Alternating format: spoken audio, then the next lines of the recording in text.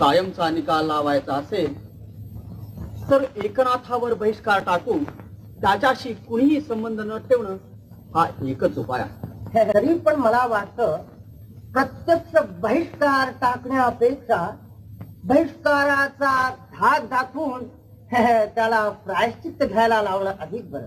असल्या अधर्माचरणाला शास्त्रात प्रायश्चित्तच मुळी सांगितलेलं नाही. पण का हो, विश्वामित्र ऋषीने तर चांडाळाच्या इथलं मांस खाल्लं होतं आणि ते सुद्धा चोरून. तो दाखला इथं लागू नाही. कुठं विश्वामित्रासारखा ब्रह्मवेत्ता तपस्वी आणि कुठं हा धर्मभ्रष्ट पतीत एकनाथ.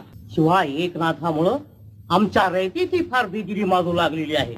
तेव्हा त्याच्या विरुद्ध जे उपाय योजायचे ते चांगले कडकच असले पाहिजे. सारे एकनाथाकडे आणि त्याला म्हणावं, पंचायतीतले महाजन तुला ताबडतोब बोलावतायत.